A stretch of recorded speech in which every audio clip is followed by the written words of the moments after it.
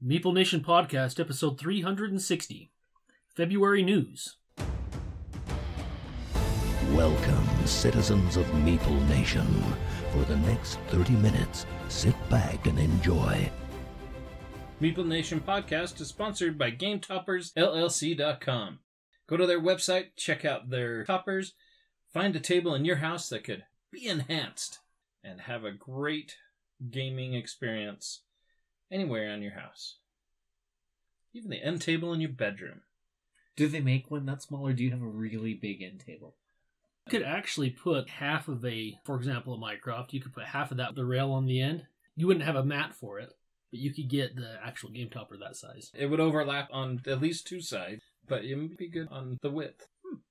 If you put a rail on the Watson, that'd be about perfect for a coffee table. You just have to figure out what you want to do for a mat. You don't have to have a mat. You don't. The mats just make it look delectable. Yes, Dave, it is delectable. Welcome to Meeple Nation. We are your hosts. I'm Dave Holliday. I'm Logan Howard. I'm Andy Holliday. And I'm Nathan Howard. This week we're talking about February news 2021. So let's start with Nathan. What are your highlights from this past month? I started looking at our lists of highlights, and I don't know if I'm the only one that takes the notes serious, or if, but I look at my list of highlights, I got like 20 things on my highlights, and Logan has nothing on his highlights. So either Logan leads a very sad life, or he just depends on everybody else to list their highlights. Many things can be true at once. I can live a sad, sad life, depend on all of you, and I go through reading your list, and I'm like, I have nothing to add.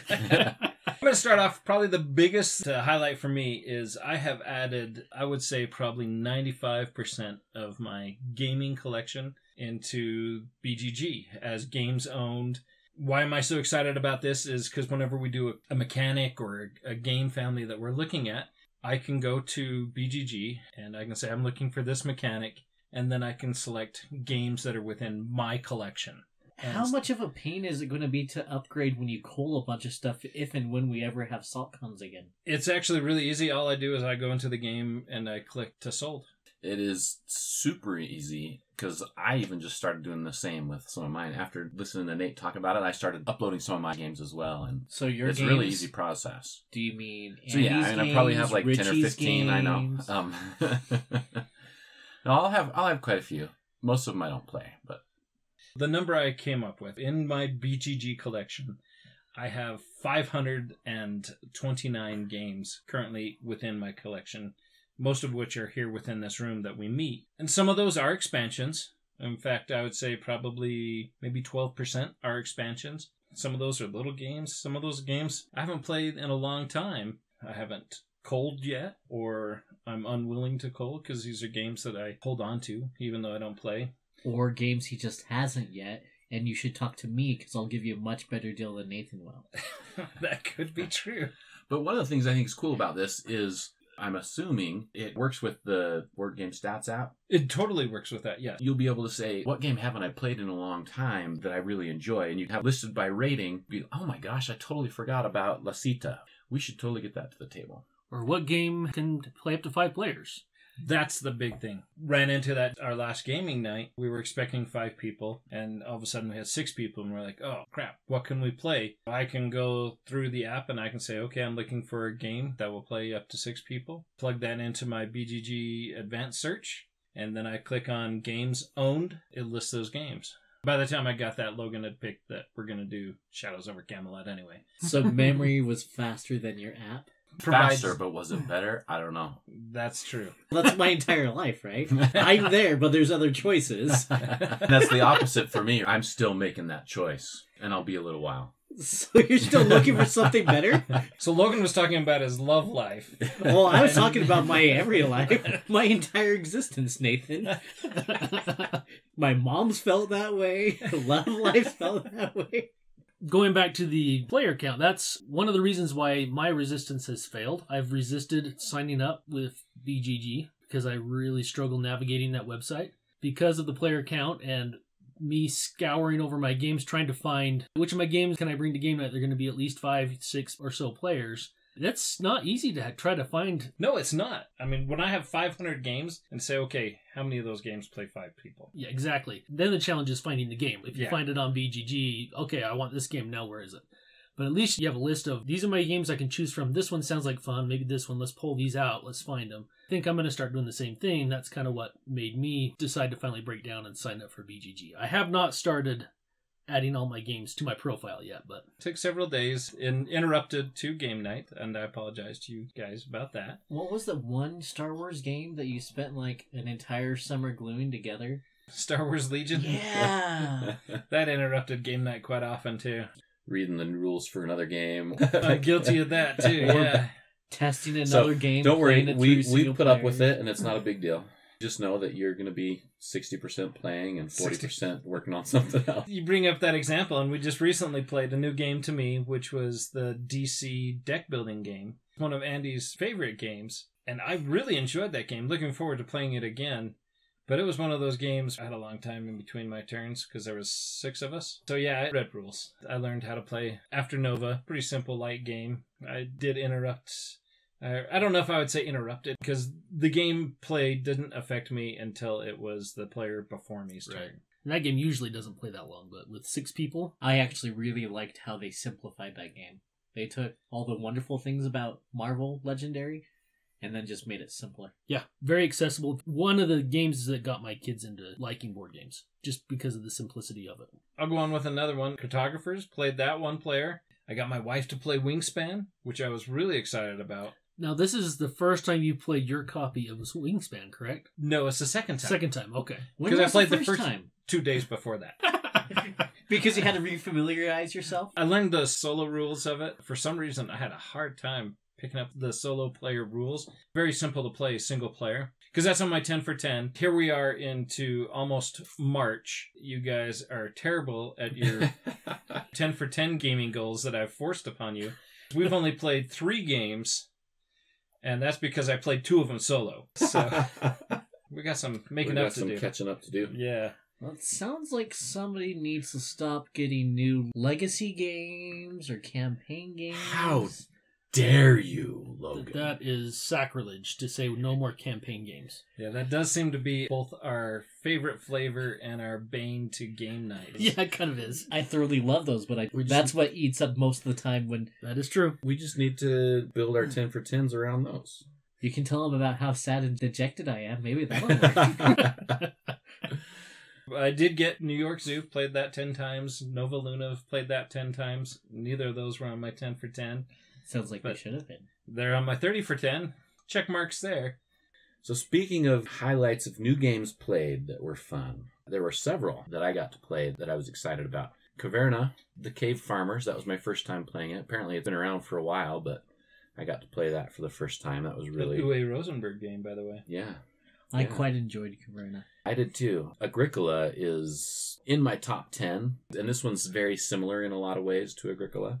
That was awesome. We finally got to play some of our RPGs at our other game night, both Starfinder and D&D. I hope that we can get back on track with doing those consistently. We got to play Valeria Card Kingdoms again, and That was fun. Everdell again.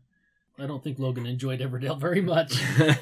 It's because it was a completely different game. Your wives and me, and you, David and Richie. 2 different levels. I competed very average with everyone that wasn't David, Andy, and Richie. That's true. That's a game that certainly, having played it once before, made a big difference. Yeah. Oh, yeah. You guys had 20 resources the first turn. I had like 3. That's Yeah, because Dave cheats at resource gathering games. It's totally true. Adrian was telling me all about it when we were playing. You could definitely tell the 3 of us who had played before were, I mean, it was obvious. Yes. That's definitely one of those games that you do better the second time you play it once you kind of wrap your head around how the seasons work and how to get resources and everything else. One that you play the first time and it is definitely a learning process. And it to was play. just one of those games. You guys had so much more resources and so much more things to do. I would pass and it'd be 45 minutes later and still want to be the next season. And That definitely had a Terraforming Mars feel to it. Yep, I was feeling that for you as well.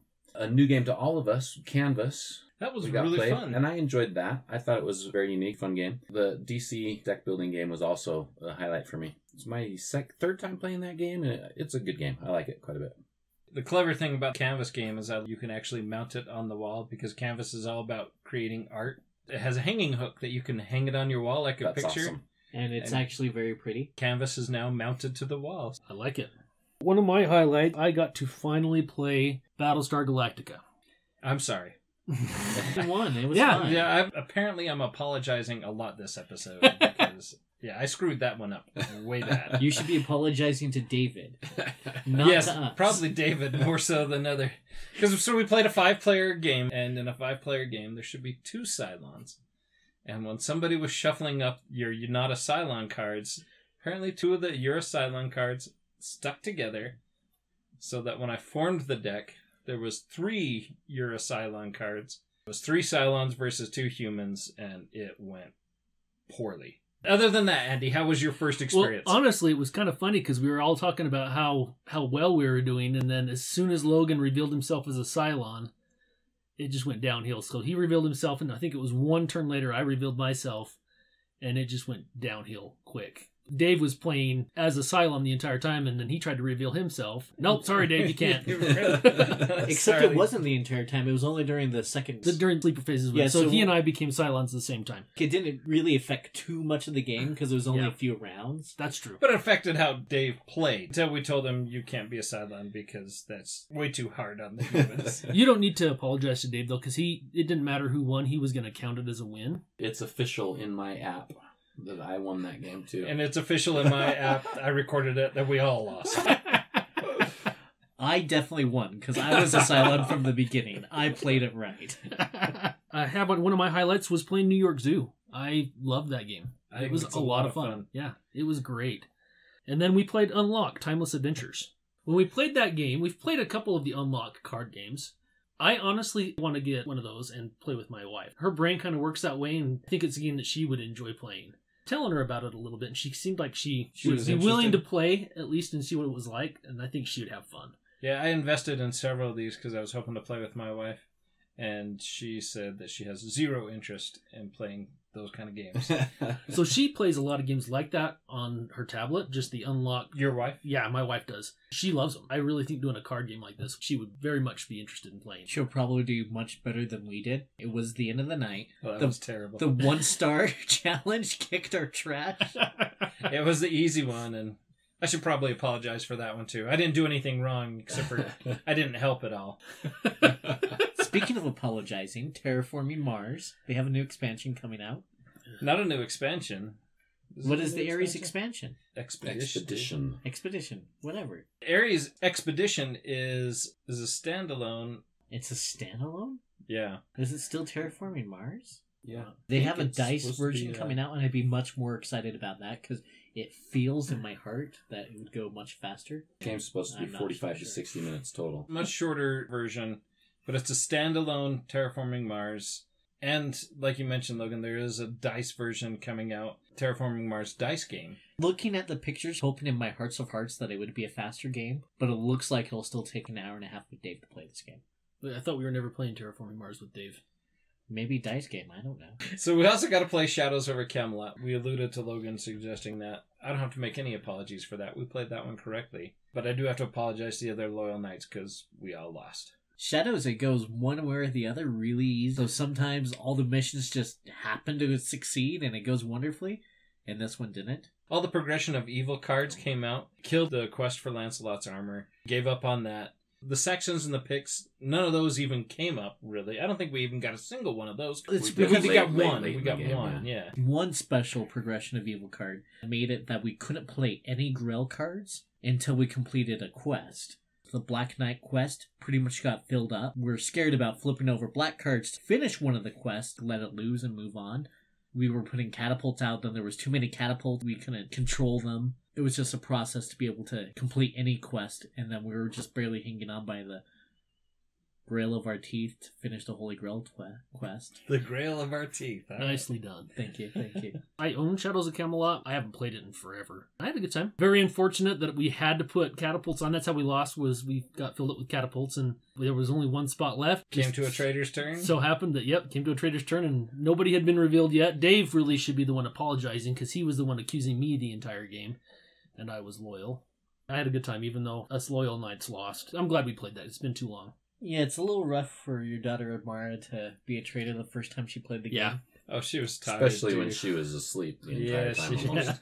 I felt bad. She was It worked out definitely so zombie. well, though. Like, Yeah, we right. never suspected, right? Right. It's true. My final highlight for the month is I've been plugging through making lots of terrain for our different games. Painting and 3D printing and Gluing. gluing. And he does it really well. Much Good. better than I do. I've seen your minis that you've put together, and I've seen mine. You have more patience than I do. I'm like, why do they come together? I'm going to put an arm on their forehead. And Super glue. But hey, you do a very good job with Oh, your thanks. terrain and your... I don't even put anything on it. Gray is gray. Well, that's why it was so cool when Nemesis was coming out when they did the Sundrop. They were textured, but then you didn't have to put any additional effort in. I'm a sucker for the pre-painted. Anything that I can get somebody else to do the work, I'm all for it. How many miniatures do I have of yours? I'm doing now. Trying to get the stickiness off. The neighbor was very nice to be willing to paint them, but used the incorrect paint, and so they were all very sticky. After Shadows, you inherited Shadows to put a clear coat on that as well, which I deeply appreciate. I think that's super awesome. Yeah. Logan, what was on your highlight list that we missed? It's your guys'. I was there for all of it. You're the highlight on our list, Logan. I think Machikoro Legacy was Logan's highlight. Oh, that's Spoiler right. We alert. didn't talk about Machikoro Legacy. That was awesome. Machikoro is not my favorite game. I don't like Machikoro. I really don't like Space Base, but I like Space Base better than Machikoro. We played Machikoro Legacy, so it's like half a notch above regular Machikoro. Below Space Base still. And we still got 6 games to play. Oh my gosh. At least. I'm going to like pretend that game doesn't exist. Every time you're going to mention it, I'm going to be like, hey, I read these rules. Probably win more times than not. We'll get it done this year. New games that we have in our stack, that Shelf of Shame, are moving to a Shelf of Opportunity. We've at least read the rules. That's going to be my designation. It's on the Shelf of Shame. It's just sitting there. If Haven't it's read any all rules. shiny and it's wrapped still. Wrap, I think there's got to be a higher level for that. Because there's several games that I've unwrapped, but are still on the shelf. So you're talking about 3 tiers. I'm talking about 3 tiers of shame here, yeah. Wow. The Extreme Shame, the Shelf of Shame, and then the Shelf of Opportunity, where you've at least read the rules, but haven't got it to the table. That's such a gray area. We've done that so many times. By the time we go to play it again, it's like, I need to reread the rules. That's why it's opportunity, right? So you have that opportunity to go through a crash course of it. But some of those games include the Lost Ruins of Arnak, which Dave is reading. About halfway through the rules on that. Still looking pretty good. And so far, I'm even understanding the rules. So I was really disappointed. Read Truffle Shuffle, and I thought it was going to be like some 80s themed board game. No, it's not Goonies related. Is it about actual truffles? It's Yeah, it is. about chocolates. It's not as exciting. Another game, rules are read, on the Shelf of Opportunity is Tidal Blades. Hopefully we'll be getting that played soon. So Andy, you're going to be out of town, so maybe we'll play that without you. How did you like Onami? Is that how you say it? Oh, Hanami. I really like the game. You're trying to play cards in order. When each player has their own tableau that they're building, you're going to have up to 3 columns. Each round you're going to draft cards, and you have to add those cards either to the top or the bottom of one of your 3 columns. You're going to score cards depending on each round. So like the first round, you count the blue cards. But they're worth the least amount of points because they count every single round. Right. And then the second round, you're going to count the green cards and the blue cards. And then the third round, you're going to count the green cards, the blue cards, and the gray cards. At that point, you're also going to count your pink cards. I think the game's very interesting. I like the whole... It's a drafting game, so you're passing your hand around. You're going to draft 2 cards from that hand, continue to pass them on. Being able to add those cards into those different columns, having that availability change. I like it. Very interesting. I like the game quite a bit. It's very interesting. I do like how it plays. I get a little nerve-wracked about how to build my columns. Say if you put a 40 down, I can put 39s behind the card, and I could put 41 on top of it. And then I get scared when the only card I can put onto this column without totally starting over on another column is 70. That's like 30 numbers that I can't do. It's a big jump. The few times I played this game, the thing that's decided it the most is whoever had to throw cards away because they couldn't add them to their columns lost. It wasn't so much a strategy of, well, I'm going to go for all the pink cards or the blue cards. It was being able to play your cards. It decided the victory. So is there a lot of luck involved in it then? Or is it... I think the luck depends on where you start your column, It just really depends on what gets drafted to you. If other people are paying attention, there could be counter drafting. As you go through, you take these cards and every round you're putting them down. It mostly comes down to how you manage what cards come to you. So another game that is new to us, Kickstarter I received, is Sleeping Gods by Ryan Lockett. It is a 1 to 4 player game. Playtime is from 60 minutes to 1,200 minutes. 1,200 minutes? Yes. That sounds so awesome. It's a campaign game. Okay, so it's not count a single session. Yes. What is 1,200 minutes? There's no like definitive place to stop and start. You just stop whenever you want to stop and save your game, and it has instructions on how to save a game and how to set everything back up. So similar to like the Seventh Continent. Okay. 20 hours. We could do it. So is that I'm like up for it. 48 hours, Dave time? maybe 40 hours. You just double it, right? Okay. Yeah, it's a campaign game, which, is kind of our shtick. We love campaign games. Ryan did all the artwork for this like he has done with his previous games. The expansions add to it. I love how the atlas that you're opening up, you're moving along similar to Near and Far, where you're moving along the map, but on this you can move off the map to a different map, to a different page on Atlas. The further you progress, the harder it's going to be. You want to make sure you're leveling your characters up, gaining equipment, doing some exploring, furthering that story along. It looks great. I cannot wait for us to start playing this game. Yeah, I'm looking forward to it. The weight of everything that's in this box. It's a smaller box than Gloomhaven, but I think it probably weighs 3 times the weight of Gloomhaven. Yeah, it's a heavy box. There's a lot of stuff in that box, which is amazing that he was able to fit all those expansions into that core box. I have all the expansions in that box. It's consolidated and everything fits. By far the heaviest game box I think I've ever picked up. Which makes it awesome. I'm not sure if that's the scale for awesome or the determinant of awesome, but it is definitely a factor. It definitely looks awesome. I'm excited for it. So one of the new releases is Masters of the Night. As you wake up from the rattling sounds of a train, you realize that you will soon arrive at a new place, destined to become either a new haven or a final grave for your family. No doubts there will be new beginnings in this new city, but your current state is unsightly at best, forced to hide in a luggage car within boxes full of dirt. All this to protect your family until they can wake from their slumber. You all spent too much time dreaming, years, maybe even decades, but now it's time to take matters back into your hands. In this game you play as members of a vampire family. You just arrived after a long journey to a new unfamiliar city. Will you survive and establish your rule? Who are the other mysterious agents trying to stop you? Masters of the Night is a fully cooperative board game from 1 to 5 players. This is one that on order, because this got Logan's name all over it. Oh, it totally does. Even as you talk about it, you see Logan zone into his laptop there, checking it out some more. Cooperative vampire family game. Figure out who's trying to stop you, help your family survive in this new town. I think it's going to be a fun game. Yeah, it's very intriguing. It looks familiar. Did we talk about it in a news episode before? We talked about it when it was on Kickstarter. That's what it was. This is a street release, so the non-Kickstarter version. We have it on pre-order. Still on the shelf of shame is Cloud Age, which I'm looking forward to playing.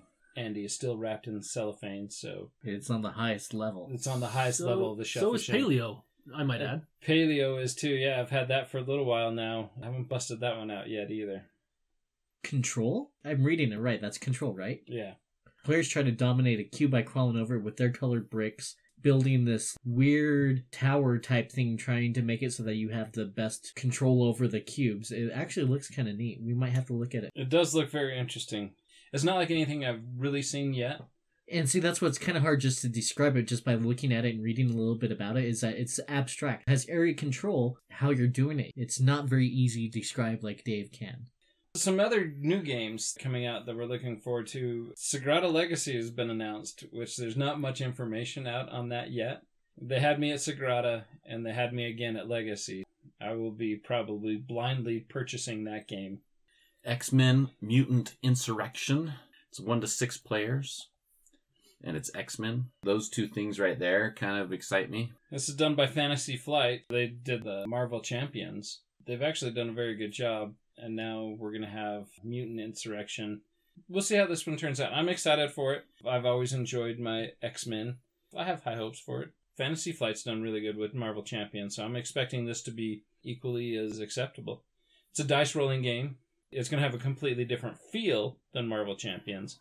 and no miniatures. It has some standees, but no miniatures. So that's disappointing. Eh, Not for the wallet, for the gameplay. we'll see how it turns out. We'll provide more information when we get our hands on that. What about Carlos Magnus? Carlos Magnus is having a reprint. So Dave, you and I were talking about this a while back. This is a game that we talked in an episode not too long ago. A reprint coming out for those who do not have access to Carlos Magnus. This is a great opportunity to pick it up. It's a very enjoyable game. It's all about area control. But it's a different area control. I'm not a huge area control guy, but this game I love. You're competing for your influence to gain influence of certain factions, which are represented by the cubes. Trying to add that influence to a territory or add that influence to your control so that you're taking it from somebody else. The way it all works out, Carlos Magnus is a great game. I don't know if I'll buy it since I have the original one. I don't know if there's any significant rule changes in it. For those who don't have it, great game to pick up. There would be another pirate game coming out. Oh, you're totally sold, I bet.